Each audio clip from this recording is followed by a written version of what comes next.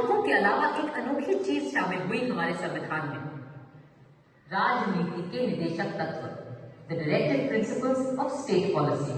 Directive principles are like instruments of instructions. The inclusion of such instructions in such a constitution becomes justifiable for another reason. The draft constitution is not a contrivance to install any particular party in power, as has been done in some non-fundamental. Sir, from my experience as a parliamentarian and a man of the world, I think it would be wise to provide for a woman's constituency. If you give them a special constituency, they can have their scramble and fight among themselves without coming into the general constituency. Sir, the last speaker, Shri Rohini Kumar Chaudhary. The question is how to make them effective. The prevalent view is that once the rights are enacted in law, then they are safeguarded.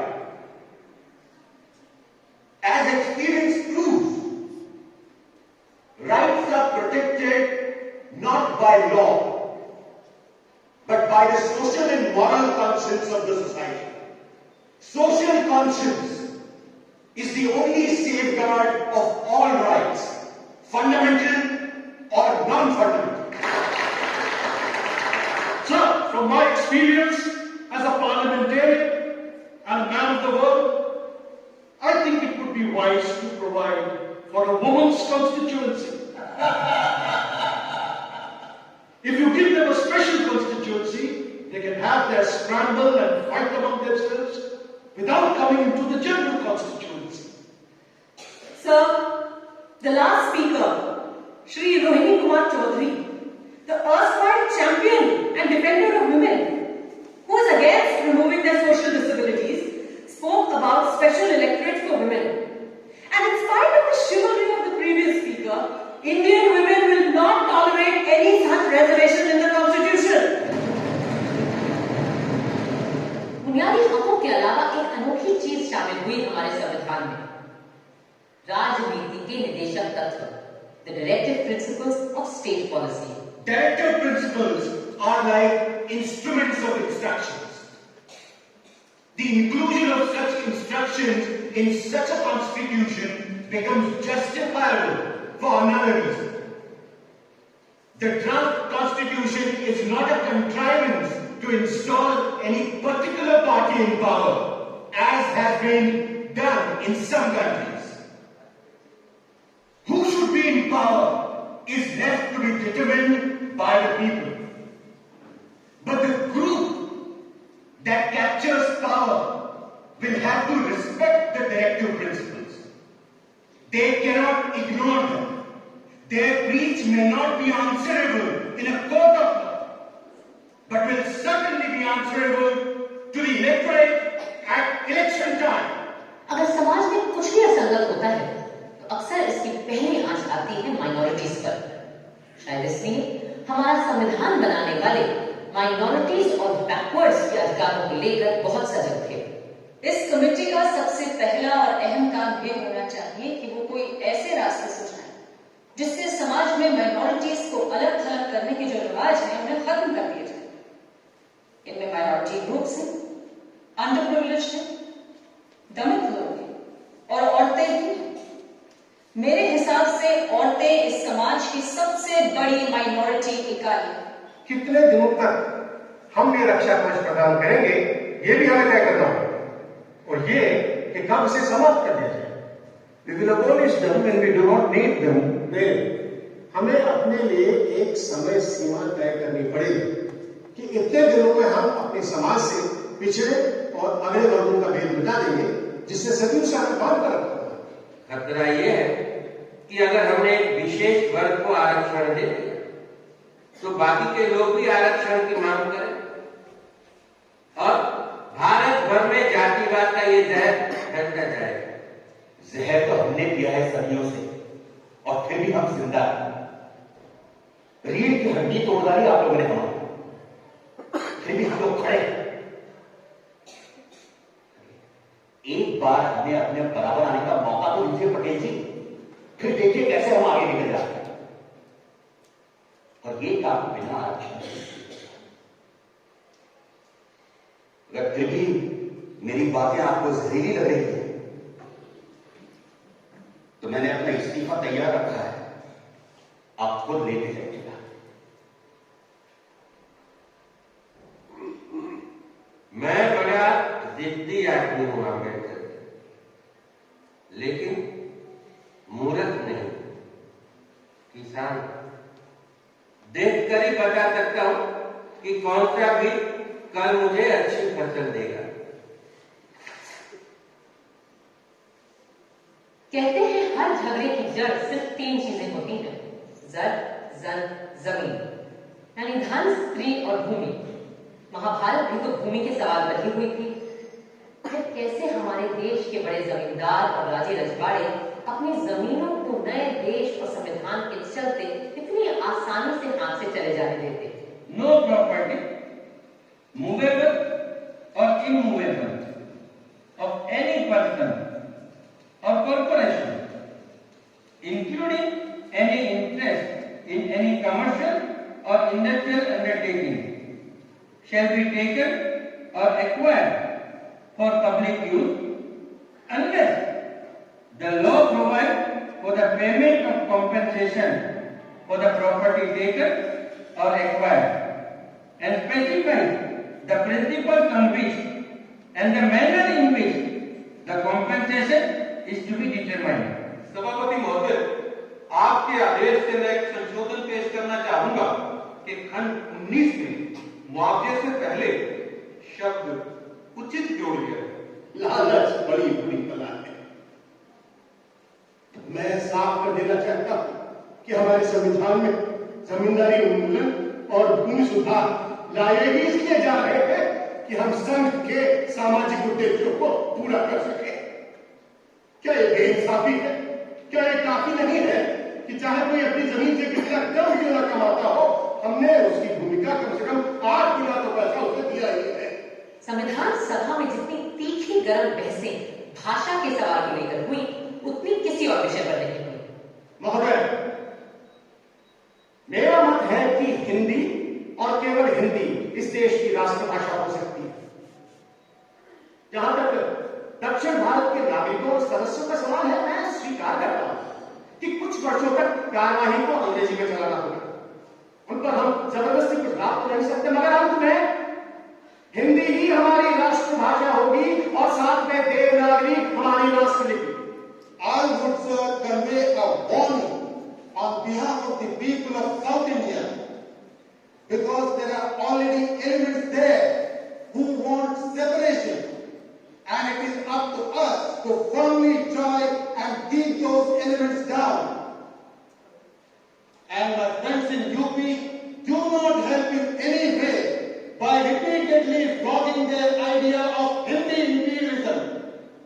Sir, it's up to my friends in UP to have an undivided, unbroken whole India, or it's up to them to have only a Hindi India. मुझे ये देखकर सख्त मायूसी हुई कि इस तरफ से लेकर उस तरफ, यानी कि हर तरफ तंग ख्याली छाई हुई है। मैं ये कहना चाहूंगा कि ऐसा तंग दिमाग लेकर हम दुनिया की बड़ी कौम हरगिज नहीं बन पाएंगे। हिंदुस्तानी के खिलाफ जो भी कुछ कहा गया, उसमें से इस बात पर सबसे ज्यादा जोर दिया जाता है कि अगर हिंदी की जगह हिंदुस्तानी को इख्तियार कर लिया गया तो उसमें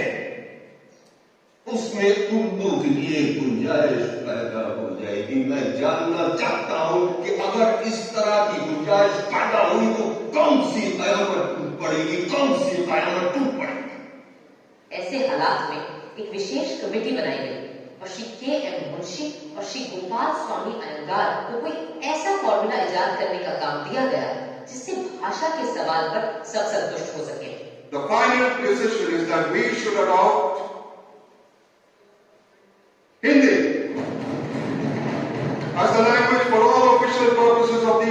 under the Constitution, the subsidiary decisions were that we had to keep English going for a period of 15 years until Hindi could establish for itself a position in which English stands today. No, no, no!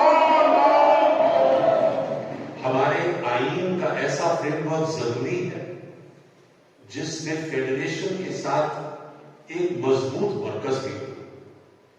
इसलिए centre और सूबों के हकों के बंटवारे के लिए 3 फहरिस्तें होनी जरूरी है, मरकजी, सूबाई और मिलिट्री, यानी the federal, the provincial and the concurrent. Jawaharlal ji, जब तक प्रांतों को आप कुछ जिम्मेदारी देंगे नहीं, सूबे जिम्मेदारी लेना सीखेंगे कैसे? कांग्रेस ने हमेशा विकेंद्रीकरण की बात की थी, और अब जब बल का समय आया तब झिझक क्यों रहे हैं? वैसे भी मेरा मानना है कि भारत जैसे विशाल देश को केवल दिल्ली से नहीं चलाया जा सकता। However much you may deny powers to the center, it is difficult to prevent the center from becoming strong. Conditions in the modern world are such that centralization of powers is inevitable. On the other hand, we must resist the tendency to make it stronger. It cannot chew more than it can digest. Its strength must be commensurate with its weight. It would be a folly to make it so strong that it may fall by its own weight. कहा जाता है कि भारत का संविधान 3 सुतूनों पर टिका हुआ है। The 3 pillars of our democracy are the legislature, the judiciary, and the executive. Now to the question of the relationship between the legislature and the judiciary. In a federal constitution, it is always open to the judiciary to decide whether any particular law passed by the legislature is ultra-virus or intra-virus. For myself, I cannot omit the possibility of a legislature backed by party men making laws which may abrogate and violate fundamental rights affecting the life and liberty of an individual.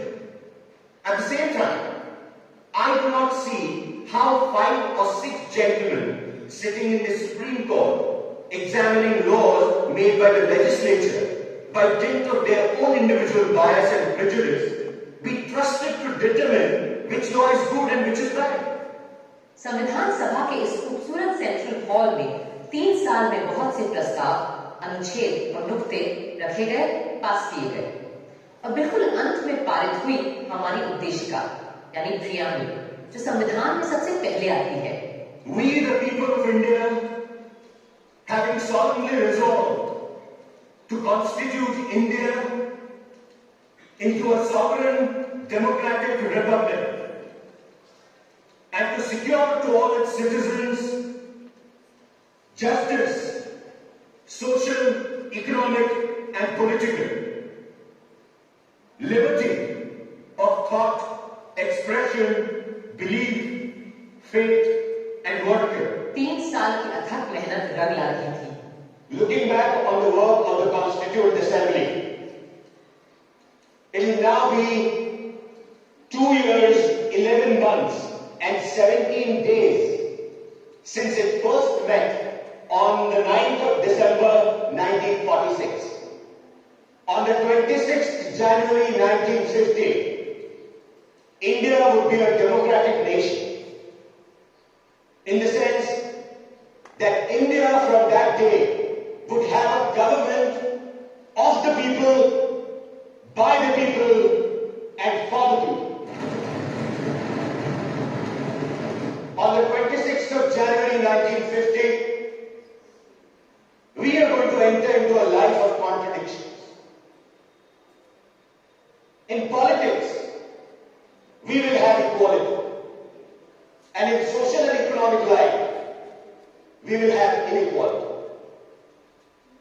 In politics, we will be recognizing the principle of one man, one vote, and one vote, one man. In our social and economic life, we shall, by reason of our social and economic structure, continue to deny the principle of one man, one ballot. How long shall we continue to live this life of contradictions? How long shall we continue to deny equality in our social and economic life? If we continue to deny it for long, we will do so only by putting our political democracy in peril. We must remove this contradiction at the earliest moment, or else those who suffer from inequality will blow up the structure of this political democracy so laboriously built up by this assembly.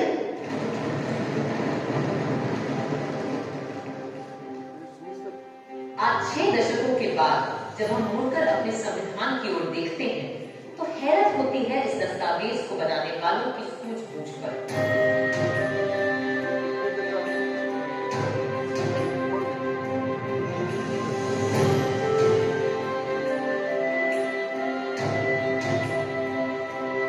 जैसा कि विद्वान Randall Austin ने लिखा है, equipped with the basic qualifications, attitudes and experience for creating and working a democratic constitution, Indians did not default their twisted destiny.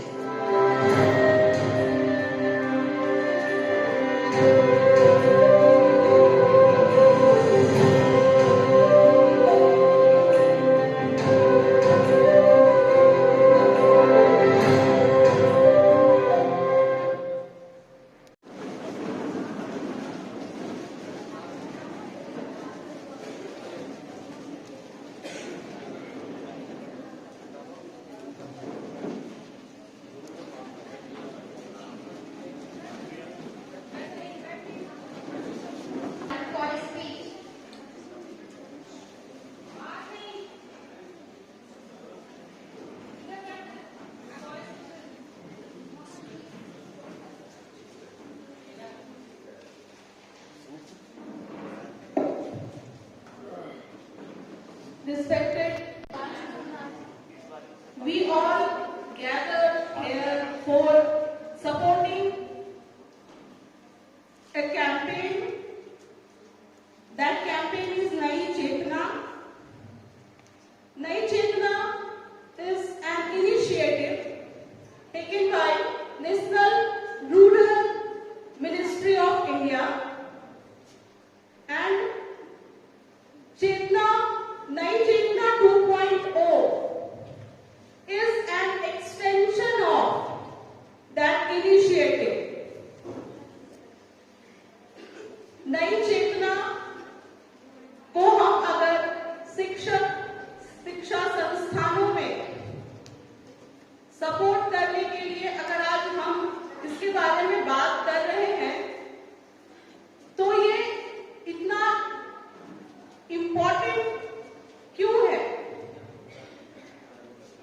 नई चेतना एक ऐसी initiative है जिसमें पूरे देश में जो महिलाएं हैं, जो लड़कियां हैं, वो जेंडर डिस्क्रिमिनेशन को समझ सके, अपने लीगल राइट्स को समझ सके, जेंडर बेस्ड वायलेंस जो थीम भी है नई चेतना का, उस जेंडर बेस्ड वायलेंस को समझ सके। गवर्नमेंट ऑफ इंडिया के डेटा की अगर हम बात करें तो 77% फीमेल्स जेंडर बेस्ड वायलेंस को रिपोर्ट नहीं करती हैं।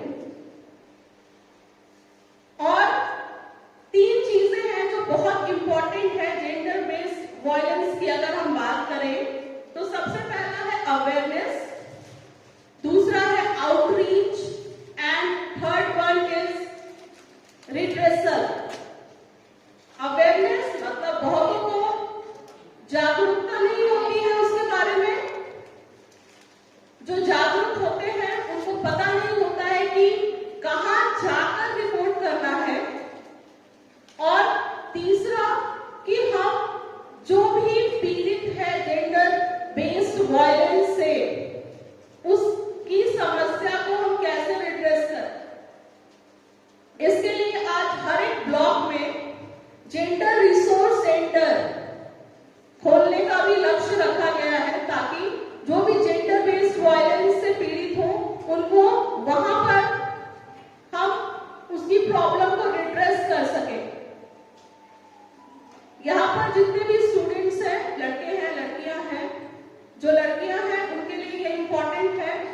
कि वो किसी भी तरह के जेंडर डिस्क्रिमिनेशन के खिलाफ अपनी बात रख सकती हैं। जो जेंडर बेस्ड वायलेंस है उसको रिपोर्ट कर सकती है, और अगर वो खुद अवेयर ना हो तो ऐसा नहीं है कि जो लड़के हैं, जो मेल हैं, उनके लिए ये नहीं है। आप भी अगर देख रहे हैं कि कहीं जेंडर बेस्ड वायलेंस हो रहा है तो आप भी रिपोर्ट कर सकते हैं। तो जो चीजें आपको याद रखनी है वो ये है कि हमको एक ऐसा एम्बियंस क्रिएट करना है, एक ऐसा एनवायरनमेंट बनाना है जहां पर किसी भी तरह का जेंडर डिस्क्रिमिनेशन ना हो, पहली चीज। दूसरी, आपको पता हो आपके लीगल राइट्स क्या हैं। तीसरी चीज, हम एक सेफ इन्वायरमेंट क्रिएट करें। सेफ इन्वायरमेंट स्टूडेंट्स के लिए, सेफ इन्वायरमेंट जो यहां पर काम करने वाले स्टाफ है उनके लिए, और एक ऐसे कॉलेज में हम एक ऐसे सिस्टम को डेवलप करें जो एग्जिस्टिंग स्ट्रक्चरल बैरियर है, उस स्ट्रक्चरल बैरियर को हम दूर कर सके और एक ऐसा सिस्टम डेवलप कर सके जहां पर किसी भी तरह का जेंडर स्टीरियोटाइप या फिर जेंडर बेस्ड वायलेंस नहीं हो। आई होप कि आपको थोड़ी बहुत समझ हुई होगी इस कैंपेन के बारे में। तो आज इसी कड़ी में हम जो मूवी भी देखने वाले हैं आज, वो मूवी भी कहीं ना कहीं जेंडर स्टीरियोटाइप के बैरियर को तोड़कर बाहर निकलने से रिलेटेड मूवी है, जहां पहले पहलवान या पहलवानी, कुश्ती, अखाड़ों में दंगल करना सिर्फ पुरुषों के लिए, वो काम जो है सिर्फ पुरुषों के लिए समझा जाता था। लेकिन आज कैसे भारत में कई महिला पहलवान हैं जो कुश्ती करती हैं अखाड़ों में, दंगल में, तो हम भी उस जेंडर स्टीरियोटाइप से बाहर निकलने की कोशिश कर रहे हैं। तो आई होप आप लोग इस मूवी को एंजॉय करेंगे और अपने आप को उस जेंडर स्टीरियोटाइप के बैरियर से, स्ट्रक्चरल बैरियर से निकालने की कोशिश करेंगे। Thank you everyone.